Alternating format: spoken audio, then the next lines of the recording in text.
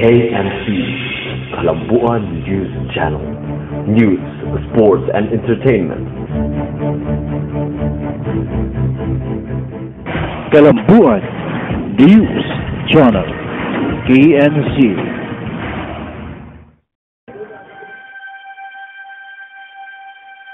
The planner, the legislator, the communicator, the leader, the action man.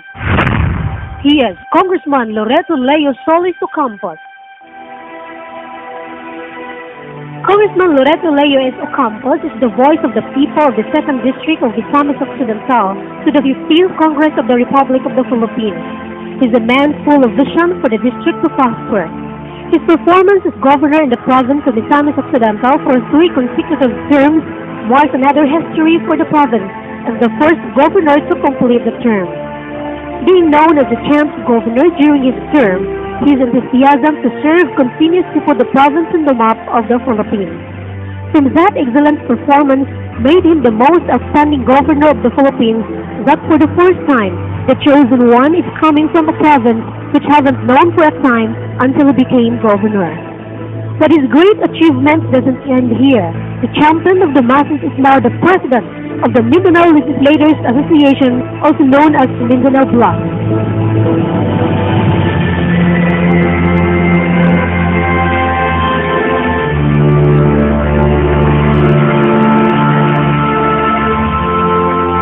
Congratulations to Congressman Loreto Leo Solis Ocampos.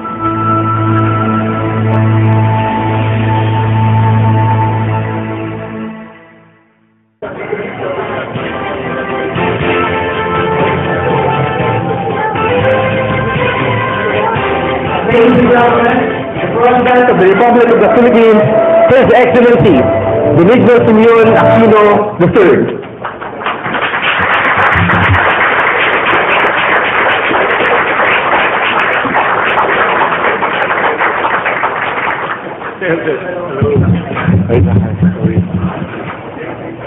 Jen, Bing dito. Ano ba gagawin natin? Okay. Ako sa kita. Yes, sir. Okay. Pakitata po ka na kamay, sumunod po sa atin. Ako si na inihalal sa katungkulan bilang Ang Presidente ng Mindanao Legislator Association ay taimtim na nanunumpa, natutuparin ko ng buong husay at katapatan sa abot ng aking kakayahan ang mga tungkulin ng aking kasalukuyang katungkulan at ang mga iba pang pagkaraan ito'y gagampanan ko sa ilalim ng Republika ng Pilipinas na aking itataguyod at ipagtatanggol ang saligang batas ng Pilipinas. Na tunay na mananalig at tatalima ako rito. Na susundin ko ang mga batas, mga kautusan legal, at mga dekretong pinaiiral, na masadyang itinakdang may kapangyarihan ng Republika ng Pilipinas. At kusa akong babalikatin ang pananagutan ito. Nang wala namang pasubali, o hangari umiwas. Kasi nawa ko ng Diyos. Congratulations. Thank you, Mr. President. Congratulations to the officers of the Mindanao Legislators Association.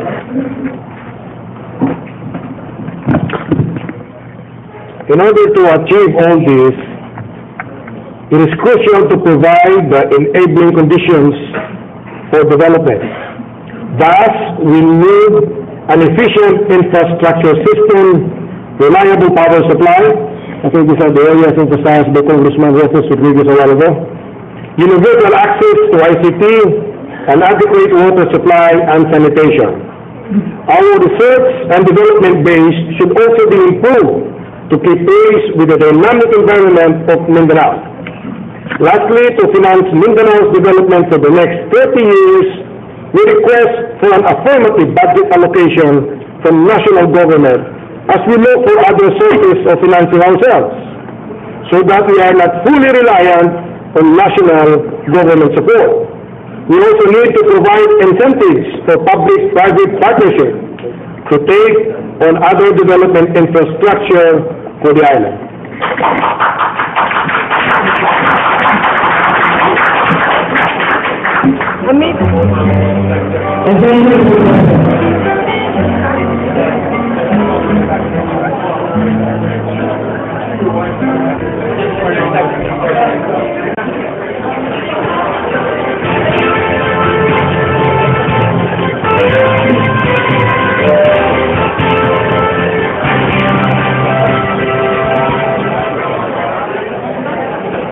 Gusto ko mang makita sa paglutas ng mga problema. Anong magagawa na isang katulad mo?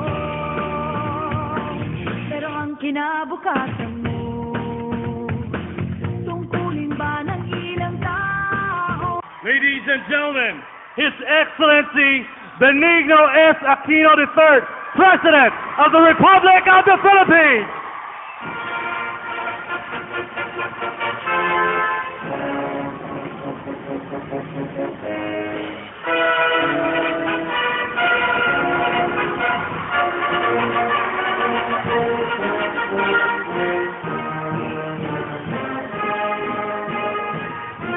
To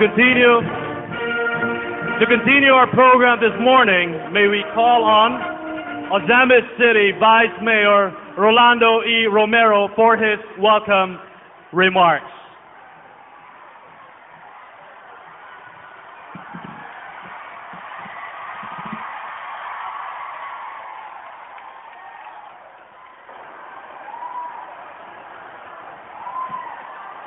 Mayong hapon, Misamis Occidental! Mayong hapon, Misamis! My warmest respect to our President, Noynoy Aquino, and party, Congress... Sir Baroja, sir, Congressman Leo Campos, my fellow candidates of Liberal Party,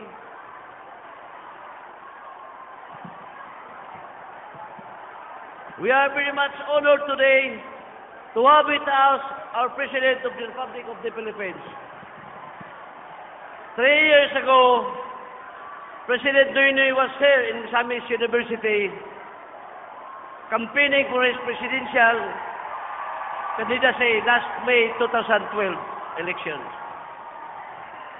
Sir, mahal na mong Pangulo, hindi na sayang yung pagbisita noon sa 2012 May election dahil yung lahat ng mga tao sa Misamis Occidental, labi na gyud sa Osamis City, mihatag sa iyang suporta tungod kay ikaw among gipaglaom ug among gituhuan. Mudala ka namo sa dalan nga tulid. O karon, dagang salamat sa imong pagbalik. Mahal na mo nga Pangulo. Dahil mo kini ang tibailan nga imo kami nga pagpasalamatan sa makabubuhong nga buto nga gihatag sa katawan sa Misamis Occidental.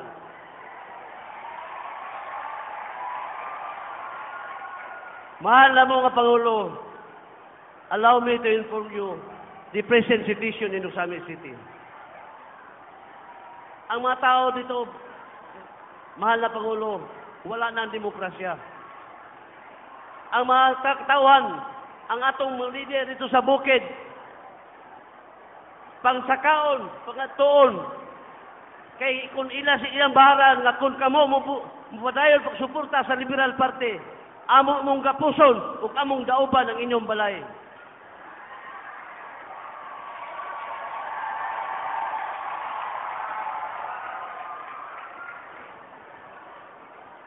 Mga kaigsunan, atong pakpakan ang atong presidente. Atong pakpakan ang atong gwapo nga si Rojas. Atong pakpakan ang atong senador Jambe Rosgal. Atong pakpakan si Congressman Leo Campos. Atong pakpakan ang mga Liberal Party candidates. Salamat mga kaigsunan. Mahal na mo nga Pangulo. Please, tabangin taon ang among Usami City.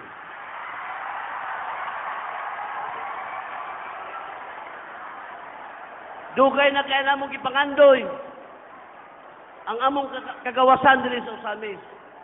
Sobra na lang ang pagpangapi namo diri sa mga Usamis.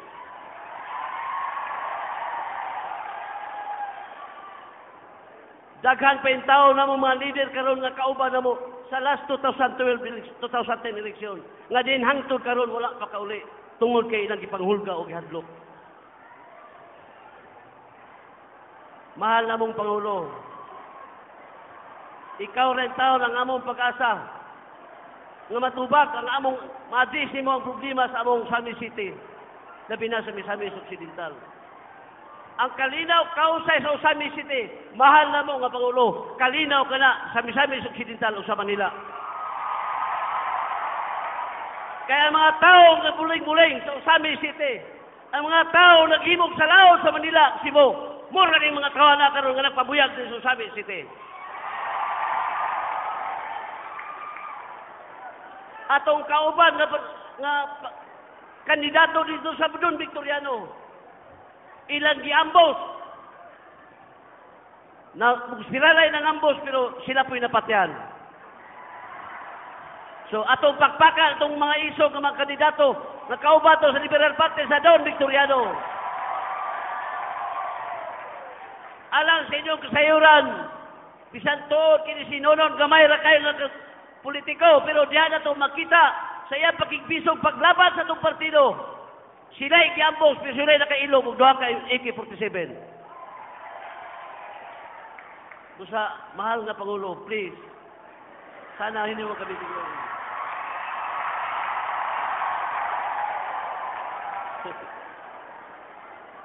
Manginaot ko, ang imong presensya sa pag-anay dire karon, bukin ni makatag og lugang pagkusog, kaisog sa itong katawan, sa Misamis Occidental.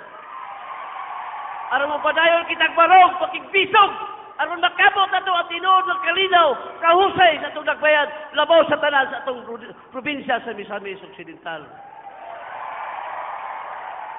Gusto ba ka mo kalinaw? Gusto ba ka mo kalabuan?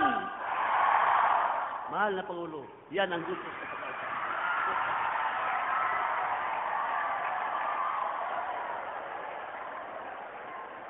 Today is a day to celebrate the freedom. Atong walaon ang wangwang sa Misamis Occidental. Atong walaon ang wangwang sa Usami City. As we start our program today, allow me to warmly welcome all of you to this celebration for Freedom. Thank you.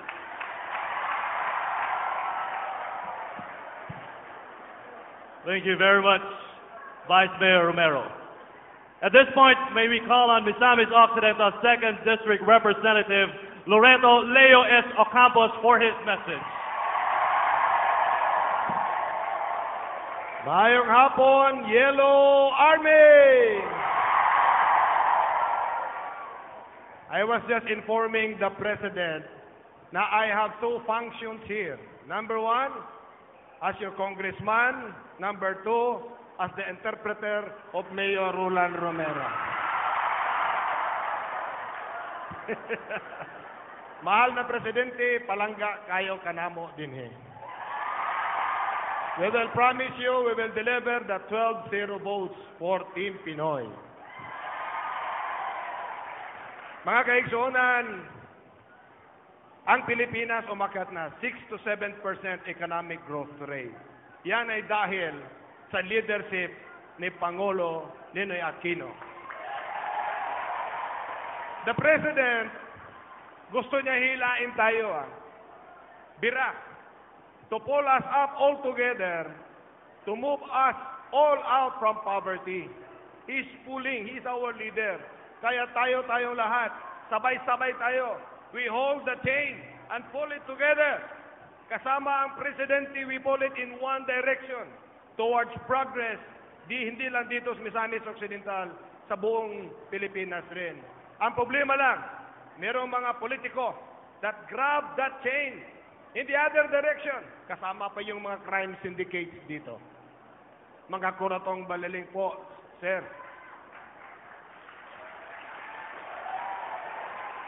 I know the kuratong balaling is giving us a social stigma. Nahihiya nga kami mga taga-Osamis pupunta sa Manila nag-apply. Marami po kami mga youth applicants nag-apply. Tina-turn down po kasi mayroong social stigma sa Osamis City yung kuratong balaling. Your presence here, Mr. President, will remove that social stigma and will save Osamis City and Misamis Occidental. So mga kaigsunan, on May 13, we will promise the President, para magaan pagbira ni Presidente, kita tanan, mudungan og bira sa Kadina de Amor, sa Kadina, para kita tanan, walang maiiwan. All of us will move forward with the President.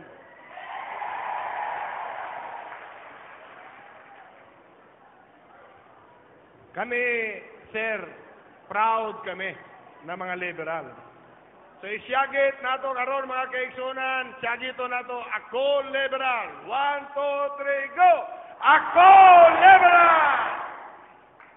Kami liberal! Kami liberal! Laban! And then, Mr. President, Secretary Mar, thank you po. And we are so proud that we were able to deliver the good results last 2010 elections. And we are still committed to your matuwid na daan. And because of that matuwid na daan, marami na tayong mga projects dito. Sinasabi nila, oh, President, magsumbong na ako sa iyo. Sinasabi nila yung kalaban ko, wala daw akong projects. The President gave us, from 2010 to 2013, 1.1 billion of projects here in this District, Misamis Occidental. Kaya sir, maraming salamat po, welcome, and mabuhay tayong lahat.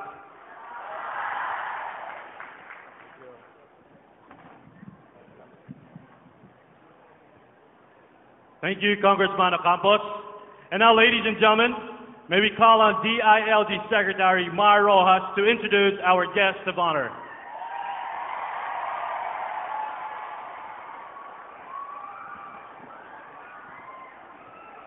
Mayong hapon, Osamis City!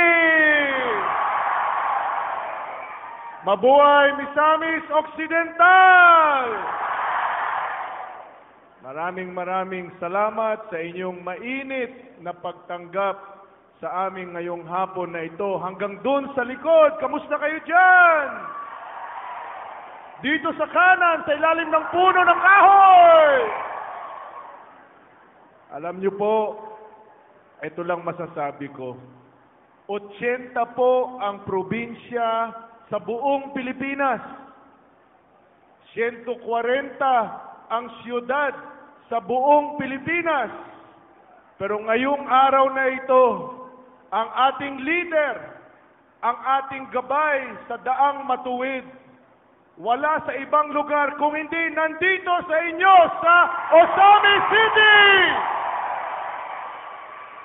Kaya mga kababayan, napakagandang makita. I am free, malaya ako, ang ibig sabihin ng nasa t-shirt ninyo. At ang ating leader na siyang tumutugon para ang inyong kalayaan, kalayaan mula sa gutom, kalayaan mula sa takot, ay siyang maisakatuparan dito sa Osamis City at sa buong Misamis Occidental. Nandito ang ating leader na matapos ang iilan buwan na lang, kukunting panahon na lang, 66,000 classrooms ang maihahatid ng ating leader para ang ating mga kabataan ay makapag-aral sa mabuti at sa eksakto na mga classroom. Nandito ang ating leader na nilalabanan niya ang smuggling, ang bawat butil ng bigas na mula sa ibang bansa, smuggled ay butil ng bigas na hindi nanggagaling sa mamamayang Pilipino. Nandito ang ating leader na nagbabantay para sa kapakanan ng ating mga kamag-anak kung sila ay OFW sa kahit anong bahagi ng mundo. Nandito ang ating leader na nagbibigay ng dangal sa bawat Pilipino. Tinitingala tayo ngayon, hinahangaan tayo ngayon. In fact, yung pinaka-respetadong magazine sa buong mundo, yung Time Magazine, ay itinalaga ang ating leader bilang one of the most influential leaders sa buong mundo. Kaya salubungin po natin ng masigabong palakpakan ang ating leader, walang iba kung hindi ang Pangulo ng Republika ng Pilipinas, Benigno Noynoy Aquino III.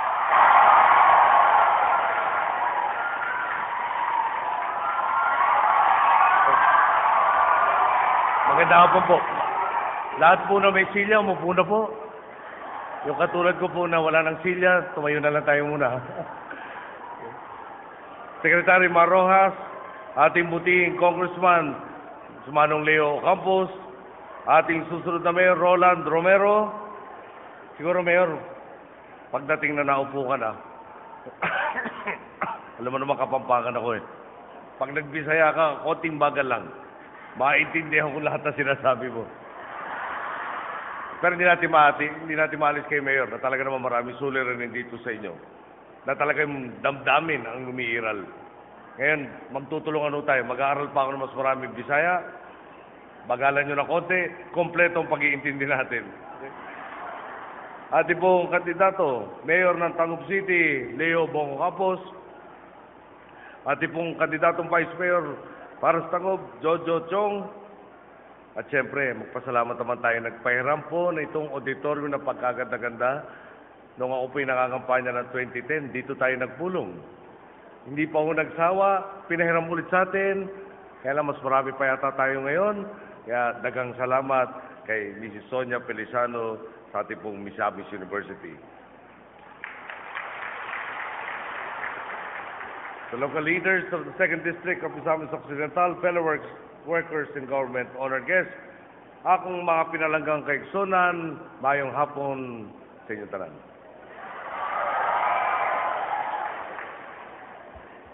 Si Manong Leo, totoo yun eh. Language coach ko rin ho siya. Alam niyo, tatandaan na natin, no? Yung ako parang tumakbo po ako senador, nandun kami sa genuine opposition. Sabi po sa akin ni Presidente Estrada, alam mo naman, pinag-iinita ka ng Malacanang. Sabi ko, opo. Kaming dalawa ho ni Alan, tama. Eh, number 1 naman ho pinag-iinita si Alan Cayetano, number 2 lang. Okay na rin ho yan. Sabi niya noon yun, ngayon ikaw na pinag-iinita, number 1 ka na dapat hindi maupo. Pero tinulungan po niyo ako, naging senador tayo. Lalo na po ng Presidente, anybody but. Maski sino ho manalo, wag lang ako. Eh, hindi na nakaya mga taga-Misamis Occidental. Tayo po ang nag-number 1 sa probinsya niyo at sa buong Pilipinas, kaya doon po, dagang salamat.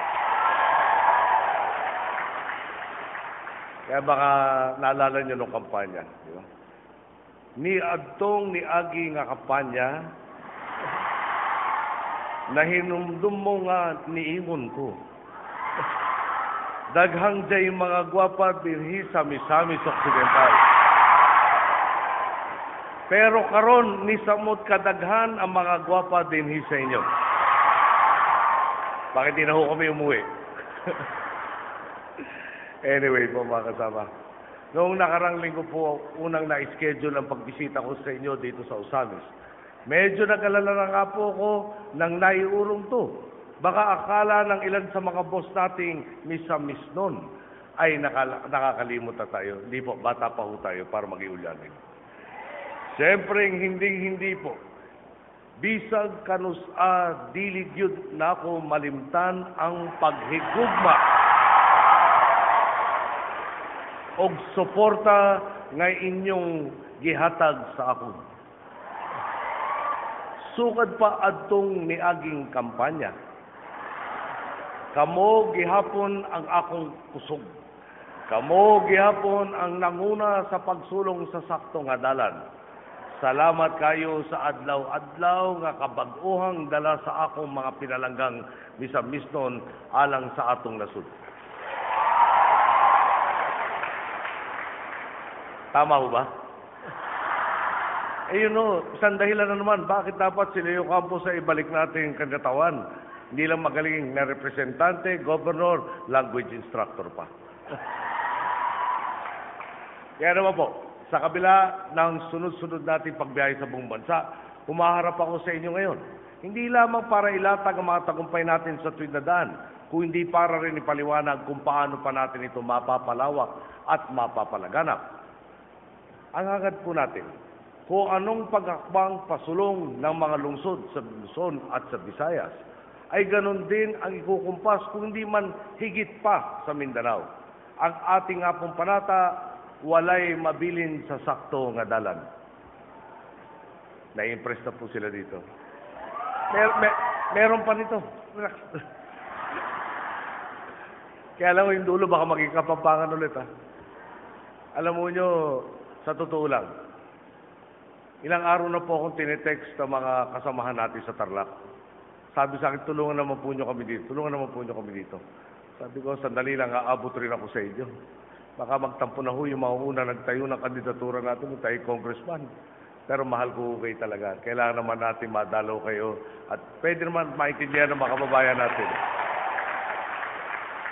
Na walang maiiwan, pero sa dalawan, baka pwedeng mahuli na po silang konti. Ginesigurado nato nga walay mabilin ngayon mula 2010 hanggang 2013. Naingat na natin ng 200 at 68% ang pondo ng DSWD.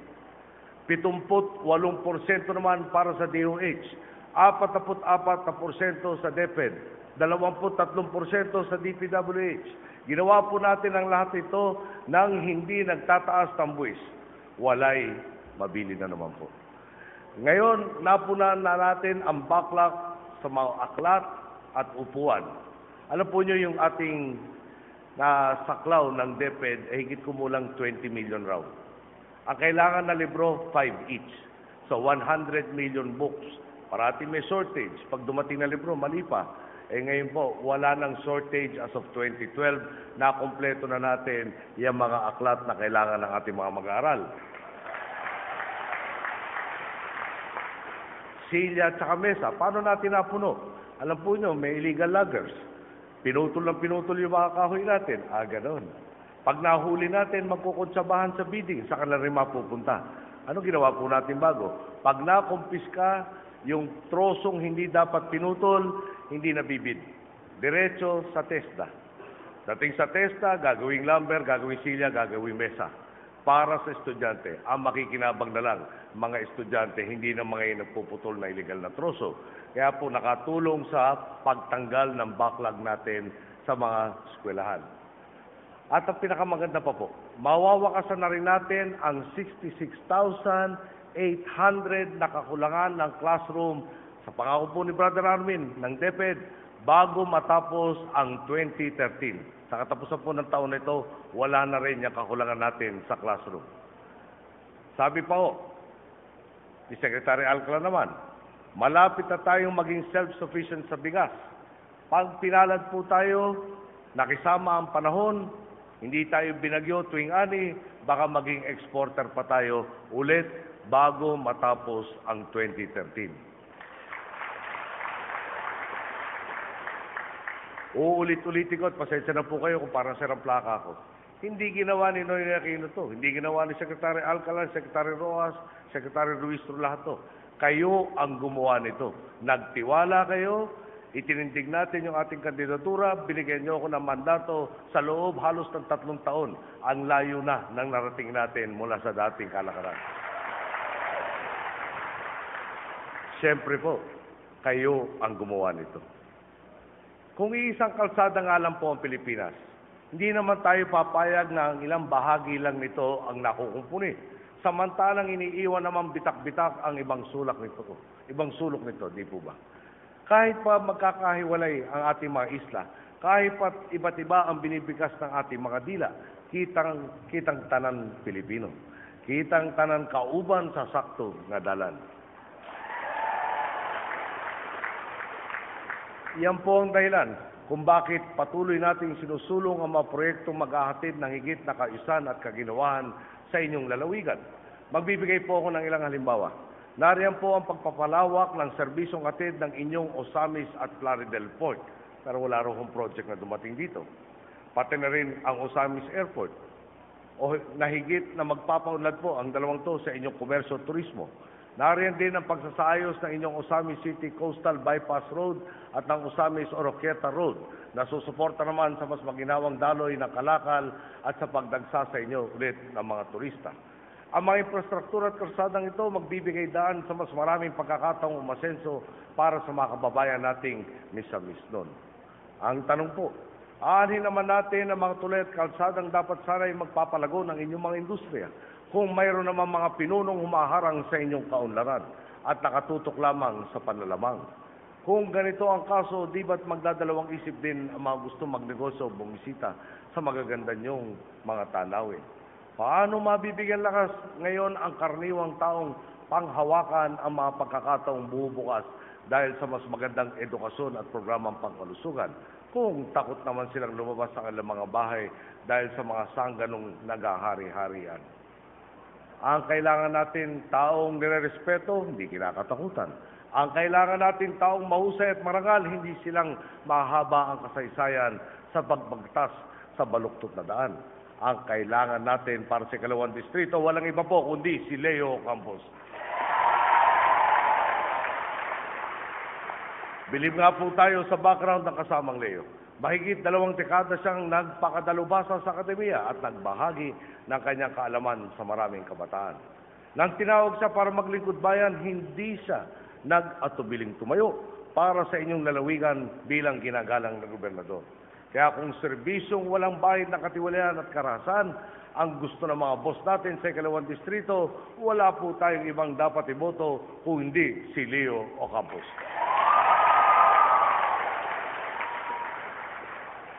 Ang magbabandila naman ng kaayusan at kaunlaran sa buong Osamis at tatapos, ulitin ko po, tatapos sa siklo ng karahasan at pagtitiis sa inyong lungsod, ang susunod ninyong mayor, si Roland Romero.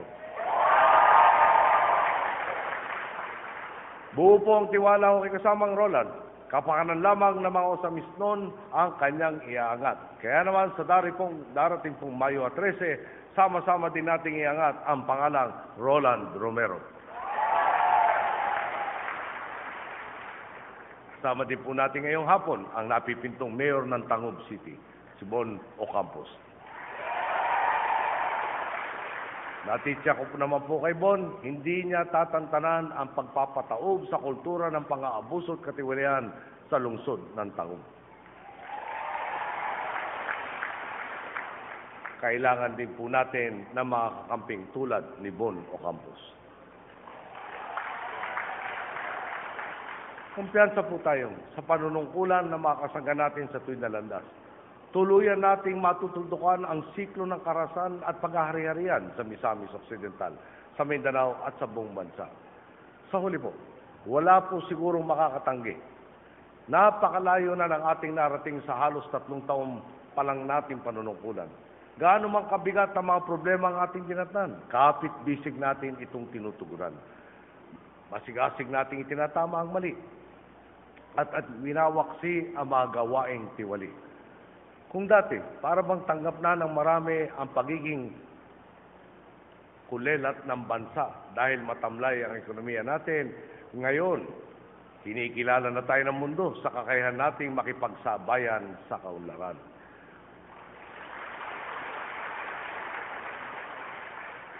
Ulitin ko po, lahat po ng ito ay dahil sa pagtitiwala ng ating mga boss, ang sambayanang Pilipino. Ang nagpunla, nagdilig at patuloy na nagpapalago ng makabuluhang pagbabago.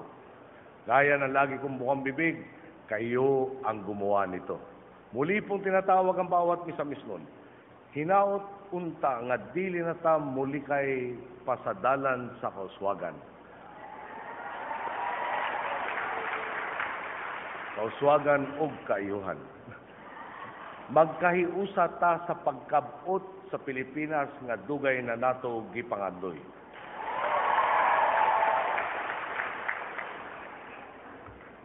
Meron pong inabot sa ating article, lumabas raw po ito sa Bloomberg. Meron raw po isang magsasaka, ang ngalan ay Rene Rabalot. Siya po ay nagnyunyog. At sabi po niya, noong araw raw po, para ibaba niya yung kanyang kopra, yung nyunyog, papunta doon sa merkado nila, kalahating araw ang biyahe gamit ang kalabaw at kariton. Ngayon po, may karsada na sila, 30 minutos na lang. Okay. Sinabi po nung mga nagtitinda sa sari-sari store, upland po yung lugar nila eh. Sa totoo lang ho, hindi kami nakain ng isda. Walang dumarating na isda sa amin. Ngayon po, dahil sa karsada nga, kaliwat ka ng mga lakal ang dumadagsa sa kanilang lugar para magbenta ng iba't ibang mga produkto, hindi na raw po sila nade-deprive. So sabi po, at nandito po sa artikulong to, in English, no, dahil yung Bloomberg po American organization, and I quote, "We have been waiting for decades for the government to hear our pleas and give us a road," he said. "Now we are able to save money. Slowly, our lives are getting better." Sa Tagalog po, pagkatagal-tagal na namin, dekada-dekada na namin hinihintay ang kalinga ng Estado. Ngayon, nadadama na namin ang kalinga ng Estado. At ulitin ko, paano nangyari ito? Wala hong magikero, walang Superman, taong bayan ang gumawa nito. Kayo po ang gumawa nito. Kanina po, nakita ko nga yung t-shirt nyo, I am free. No? At saka yun yung mga banner na I am free. Ay, batiin ko lang kung malapit ako magtapos. Batiin ko rin po yung hindi na kumasa dito, yung nandito sa gilid, yung nandun po sa likod. Mayong hapon rin po sa inyo. Pero ang punto nito, kung talagang tama itong mga report ng karahasan, swerte kasama ko ang ating Secretary of Interior and Local Government. Nakapapa nyo, Bisaya. Actually, Ilonggo. Pero nakakaintindi ng Bisaya. Nakuha niya lahat ng sinabi ng ating susunod na Mayor, Roland Romero. Nakuha niya lahat. Ako po kasi mga 30% lang ang naintindihan ko doon sa sinabi. No? Pero, iparating ko na po. Kung totoong nangyayari ito at ipaparating na natin doon sa mga taong talagang mahilig pa rin sa baloktot na kalakalan. May oras rin kayo. Marami akong problema. Pero hindi ako marunong umatras sa hamon. Aabutan ko rin kayo. Pero bago ako umabot sa inyo, si SILG na muna, 10 ng ating kapulisan at iba pang law enforcement agencies. Ang sigurado kung tututukan na kayo ngayon pa. Habang maaga pa, magbago na kayo ng buhay. Yung kanina po, napag-isip lang ako. Wala raw tayo mga project na dinala dito. Ating kasama Leo Campos, nagbanggit na ng magkano yung peso figure. Binanggit ko sa inyo yung mga mismo mga project. Siguro ang ibig na sabihin, wala nang project ng rice importation, in quotation marks. Okay? So doon self-sufficient tayo, bakit tayo mag-i-import? Tama po ba? So mga kasama, asahan po nyo, no? Parati namin sinasabi, inclusive growth. Walang may iwan. Dapat lahat mabigyan ng pagkakataon. Dito ko po, 2016, bababa na po tayo sa pwesto, June 30, mga 11 a.m. Doon po sa luneta nyo kung huli makikita malamang bilang Pangulo nyo. Kailangan maharap po maski sinong Pilipino at masabing, hindi ba ang layo na talaga ng pinagbago ng ating bansa? At itong lahat ito nanggaling sa inyo.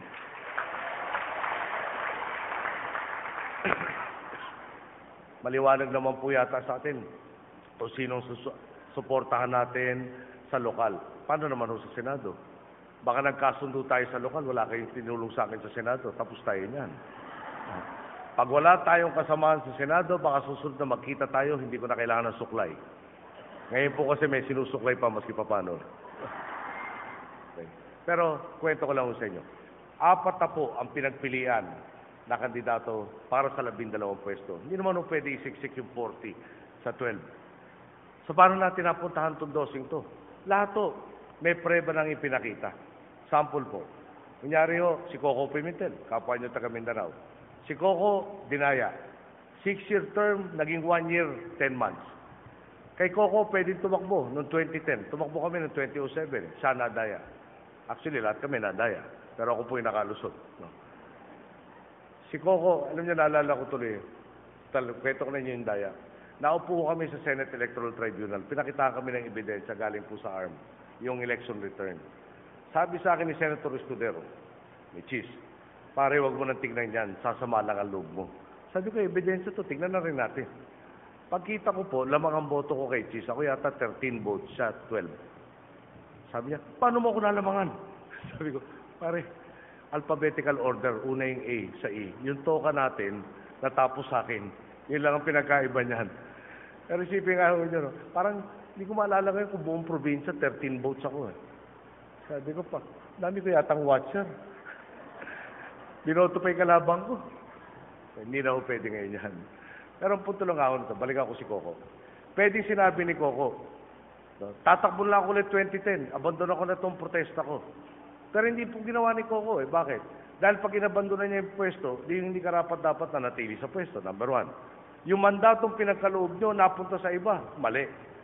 Yung pandaraya, pinabayaan niyang walang kaparusahan. So namili si Coco, sakripiso ko na sarili ko. Ituloy ko itong laban na ito hanggang mapatunayan ang tama. Hanggang umiral ang katarungan. Sakripiso po niya, wala mang 1/3 ng term ang napunta sa kanya. Yun po ang kailangan natin. Yeah? Taong kayang isakripiso, personal na interest para sa ikabubuti ng lahat. Si Jambi, kasama natin napakinggan ninyo kanina. Si Jambi, pag tinitingnan natin kasi yung poster, di ba napakamaamong mukha? Parang, pag tinignan mo pa lang, ay ito mag-aaruga sa akin. Lalo na kung di ka tiwali. Dahil meron naman pong kabaliktaran si Jambi. Pag tiwali ka, parang kung pinaghalong Doberman at saka Rottweiler. Sa tingin pa lang, talagang humanda ka na. At nakita na naman po niya paulit-ulit sa kanyang serbisyo sa Senado. So, bakit ba tayo umabot sa ganitong sitwasyon? Siguro isang magandang halimbawa, kuryente dito sa Mindanao, kulang. Tama po yun. Hindi naman ho namin dinay-deny. Talaga may problema. Okay. Ngayon kami sinisisi. Tanong ko lang kung makatwiran yung pangsisisi. Pag nagtayo ka ng tinatawag na base load plant, yung bang tuloy-tuloy na tumatakbo ng kuryente, yan ba pwede tayong pumunta sa Wilcon Builders, kunyari, o Home Depot? Umorder nga ho tayo ng 100 megawatts na generator, paki-deliver. Wala hong ganun. Hindi ho, pumunta ka sa tindahan ngayon, install bukas. Pag tinayo yung factory, yung power plant na yan, between 3 to 4 years. Siyempre, kukuha pa kayo ng environmental compliance certificate, may public hearings, LGU, ang dami yung proseso dadaan. At itatayo nyo yung mismong factory. Papatag yung lugar, i-string out yung lines, yung pagtatayo ng mga gusali, pag-i-install ng mga makina, yung pagte-testing nito mga makina. Kaya umaabot to 3 to 4 years. Okay. So, madaling salita po, papunta pa lang ako sa 3 years ng termino natin. Maski nag-umpisa ako day 1 na magtayo ng power plant na yan, hindi pa ho tatakbo. Pero, na-late ba tayo? Yung una po magiging online yung Aboitiz, no? Sa Davao po, na malaki maitutulong po sa kakulangan natin ng kuryente. Dapat sana 2014, pinapakinabangan na natin yon. Ang problema ho, may kung ano nung isyong hinarap, yung bakit coal power plant, etc., na-delay sila sa proseso, hindi sa kagustuhan magtayo. Okay. Bottom line po, no? Yung pinalitan natin, 9.5 years po. Tama? Sa 9.5 years, kung 3 taon para gumawa ng mga power plant or magpatayo o tumulong na magpatayo nito, 3 siklo na ng 3 years ang dumaan. Tama po ba? Ngayon, hindi nila ginawa. Tapos nagdagaw pa po. Saan ba kuryente ng Mindanao nanggagaling? 54% hydro. Tubig. Okay. Ano po ginawa doon sa tubig ba? Kayo na magsabi. Hindi ba napakalaganap na illegal logging? Yung watershed na iipon ng tubig, pinabayaan makalbo. So yung lupa, ang dali bumuho sa mga ilog. Yung ilog naging mababaw. Yung tubig na dadali ng ilog, kumonte. 9.5 years silang dapat binatayan. Kasalanan naman namin. No? So, madaling salita po, no? Minsan lang, ano ba ginawa natin? Kunyari dyan sa illegal logging. may ban na tayo on natural forest. Tapos meron mga hindi naniwala sa atin, seryoso tayo dito. 400 vehicles na po, mga truck na nagtotroso o nakumpiska ng gobyerno. Marami na pong board feet ang pinag-uusapan natin dito. Meron pa ho yung National Greening Program, 1.5 billion trees ang itatanim natin. At tinatanim na. Okay.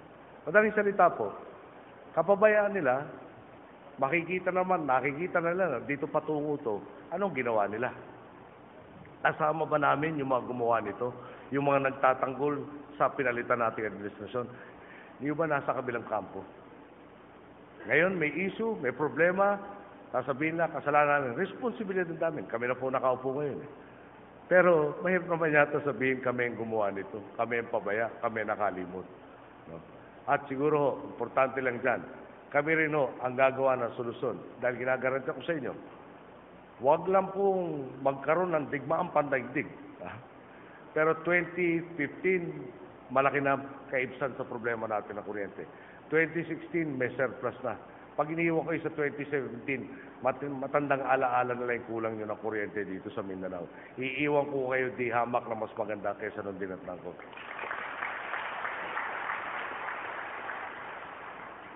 Dami ko pa akong gusto sabihin sa inyo, kaya lang may sumisenya sa akin. Meron ko pang kompromiso sa Maynila mamaya. Pagkatapos nun, kailangan ka rin bumalik naman sa Central Luzon, sa Northern Luzon, baka konti rin sa Southern Tagalog, kaya ako po'y pagpapasensya niyo muna. Nung tayo po'y nag-umpisa bilang inyong Pangulo dahil sa inyong mandato, aminin ko po sa inyo, lalo na yung unang 3 buwan, para ba pag umuwi ka, lalo na yung Biyernes, ang lakas ng dighay. Di ba? Parang, ay, dahil parang may time out. Pero ngayon po, iba na talaga ang klima. Pag sa PNP po, kailan lang, pinag-usapan namin, kulang sila ng baril, mga rifle. Gawin natin yan. Yung kailang mga estasyon, talaga naman napakabulok na. Gagawin natin lahat yan. Kulang ng sasakyan, gagawin rin natin yan. Kulang ng tauhan, sama na rin natin yan. Madaling salita po, no? Mga 9.2 billion, kung tama ang tanda ko, pesos ang nakalaan na para kompletohin natin ang pangangailangan ng PNP para labanan ang krimen. Ngayon, Secretary Mar, baka naman kailangan dito sa Usami City ang unahin natin, bigyan ng lahat ng equipment na to. No? Alam ko gagawin mo yan. Radyo, armas, yung mobility na tinatawag, pati yung moral ng ating mga kapulisan, kasama na rin po sa programa yan. So, hindi ko sasabihin sa inyong mauubusan tayo ng problema.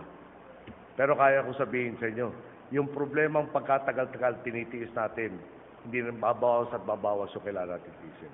Alam po nyo, kanina umaga, sinamahan ko si Darlene Antonino Custodio makampanya. At nagpumig-house to house po ko. Dahil pagkakataon ko yung makalubilo yung talo at makausap. Tinanong ko po sa isa nakausap ko, kamusta kayo dito? Normally po, pag eleksyon, di ba?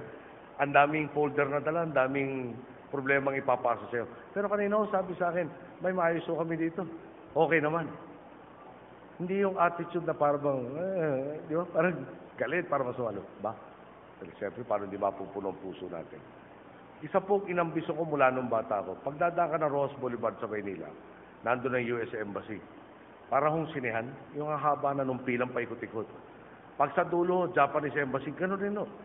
May mga release kung saan dadaan yung mga tao nag-a-apply ng visa. Nung ako po'y congressman, may dumalaw sa amin mga nursing student, mga 80. Tinanong ko, ilan sa inyo mananatili sa Pilipinas pag natapos yung board exams nyo at nakapasa kayo? Ang sagot po ng 80, 2. Ang may iwan sa Pilipinas, 78 nagmamadaling umalis.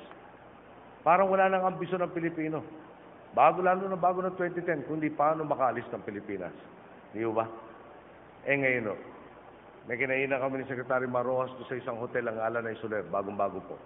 24 years na po siya nasa Amerika, American citizen na siya. Give up niya yung American citizenship niya dahil gusto niya dito magpatuloy ng hanap buhay niya sa Pilipinas. Yung hotel na rin po, hindi bababa sa 500, galing sa Macau, galing sa Dubai, bumalik na sa Pilipinas dahil meron silang trabaho kapareho ng sweldo doon sa pinuntahan nila sa abroad. Pero dito po, magbabayad na sila ng buwis, pero kasama ang pamilya nila, nag-uuwian na po ang ating mga kababayang nagkalat sa buong mundo dahil may tiwala rin sa natin.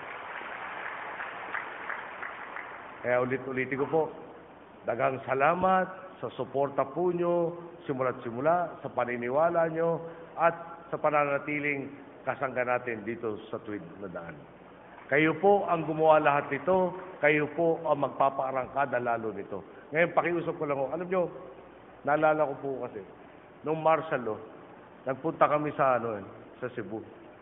At sa Cebu po, meron dating senador. Dumating sa isang rally, nanggigising kami ng taong bayan noon, 84. Pagdating niya doon sa rally, late na siya, ang inabutan niya 3 tao. Tapos sabi niya doon sa MC, magsasalita pa ba ako dito? 3 na lang ito kakausapin ko. Ang sabi ng MC, mukha hindi pa kumbinsido. Kausapin na niyo, baka makumbinsi natin. No? Sumampa pa ng entablado itong dating senador. Ginamit pa yung mic para kausapin yung 3 tao. Nagsalita. Kalahati ng talumpati may tumayo, umuwi. Hindi ko na naman sa MC. Bang galing nyo, nakumbinsi ninyo. Tuloy ninyo. Matatapos na rin talumpati, may tumayo na naman. Dadalaw lang na iwan, tumayo pa yung isa doon sa dalawa. Umuwi na naman. Sabi ng MC, Sir, lahat ng nauna sa inyo, hindi na ako makumbinsi yung 2 yan. Kayo lang pala hinihintay. Ituloy ninyo para makuha na natin yung 3. 100% tayo dito. Tinapos yung talumpati. Hindi siya iniwanan. Nilapitan ngayon. Sabi nung nagsasalita, siguro naman kumbinsido ka na ngayon. Tinapos mo talumpati ko. Ang sagot sa kanya, alam mo nyo, bago pa kayo nagsalita, kumbinsido na po ko. Sa katunayan po, pinahiram ko yung sound system na ginagamit nyo. No. Hinihintay ko kayong matapos na may uwi ko na yung sound system ko. Dito po makakasama, palagay ko tayong lahat kumbinsido naman na tama ang pagtahak natin sa Sindalandas. Pero baka meron pa hong hindi pa natin nakukumbinsi at yan ang matinding pakiusap ko. Dapat to, wala na yung attitude natin na pwede na, boboto lang ako. Baka naman pwede tayong maghikayat pa na sumama na sa ating buong buo dito sa tuwid na daan. At ipaalam na kailangan ang bawat botong yan para lalo mapaarangkada ang nangyayari sa atin. Magandang hapon po, maraming salamat po sa inyo.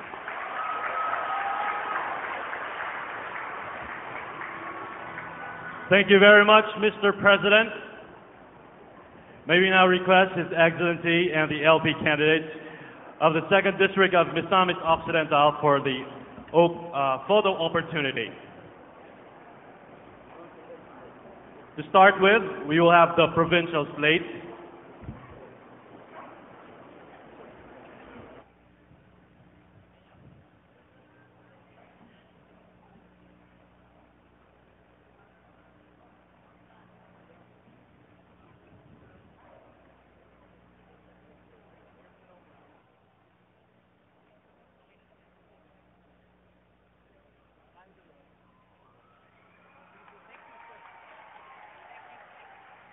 Thank you. 1, 2, 3. Thank you. Now we have our Ozamis City slate. 1, 2, 3. Laban.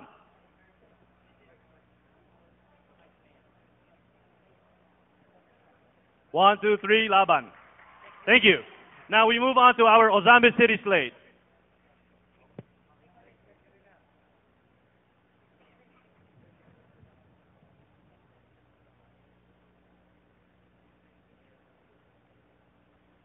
One, two, three, Laban. Thank you. Now we move on to our second slate, our next slate, Tangub City slate.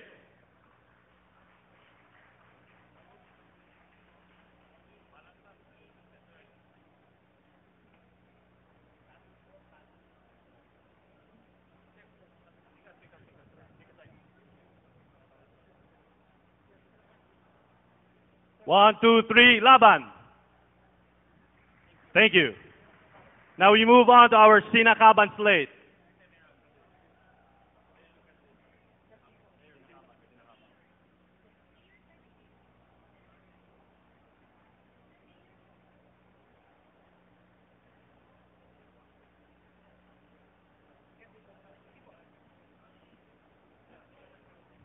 One, two, three, Laban. Thank you. Now we move on to our next batch, the Bonifacio slate.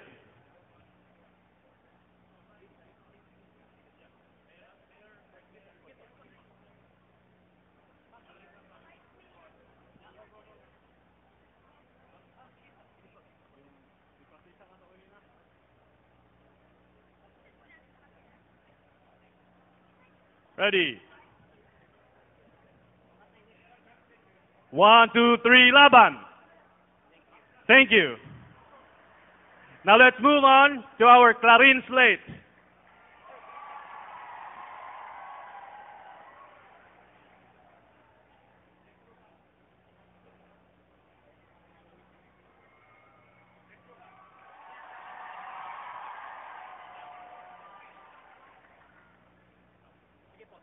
One, two, three, laban.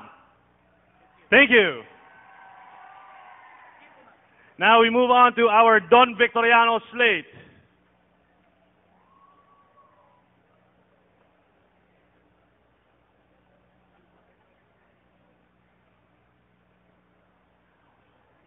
One, two, three, laban.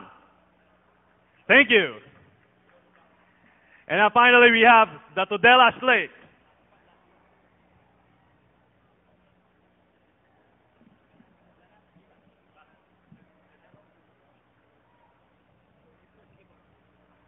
One, two, three, laban. Thank you.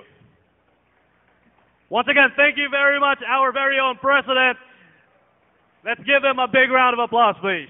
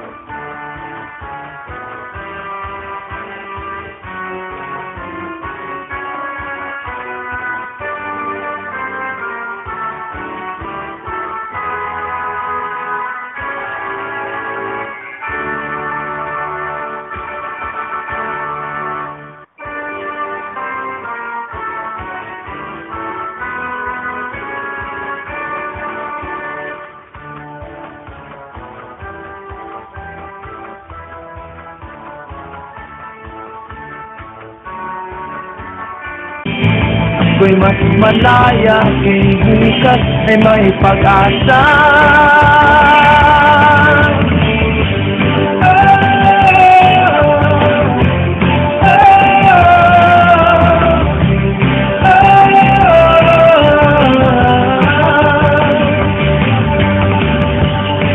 Ay may layang manatili.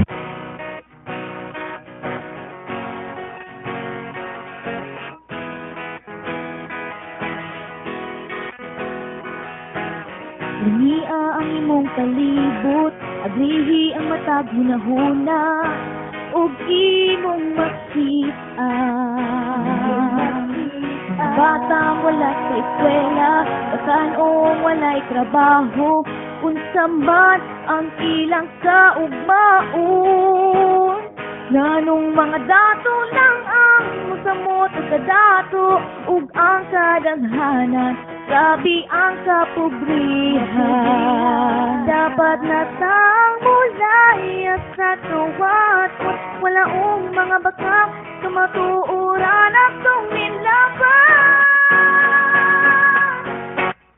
Para sa kabaguhan, para sa kaugmaon, bubong na atong mayon. Para sa kabaguhan, para sa kalambuan, tanggol ko, lihok na.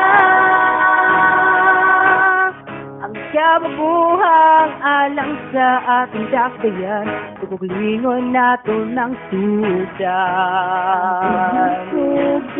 Atong ipakita na kaya natong mabuhi, na mayong matarong, may gubaong tinuon. Maunang lihok na, para sa kabaguhan, para sa kaugmaon, bubong na atong mayon. Para sa kabaguhan, para sa kalambuan, tanggol ko, lihok na.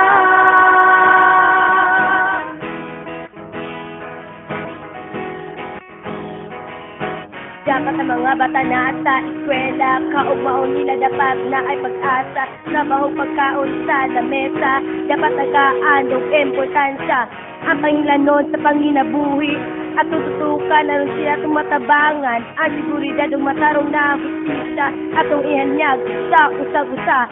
Aron ang turismo, musaka, ug ang kalambuan atong makuha, ang katungon atong respetuhon, ug binikay, hudla-hudlaon.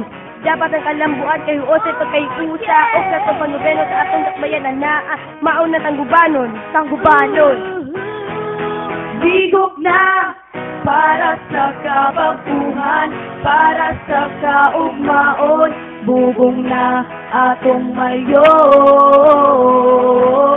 Para sa kabaguhan, para sa kalambuan, tanggol ko, lihok na.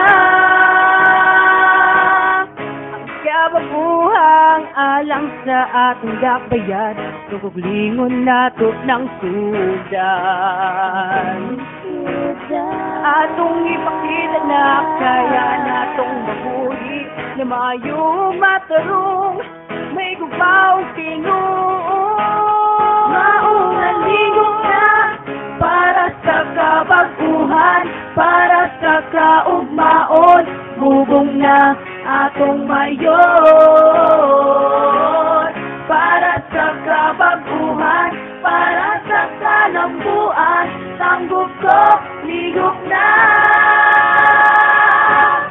Ang kabaguhan, alang sa dakbayan, sa paglingon nato ng sudan.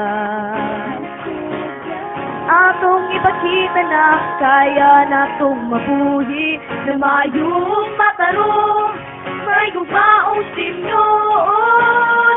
Maunang higop na, para sa kabaguhan, para sa kaugmaon, bubong na atong mayon. Para sa kabaguhan, para sa kalambuan, tanggol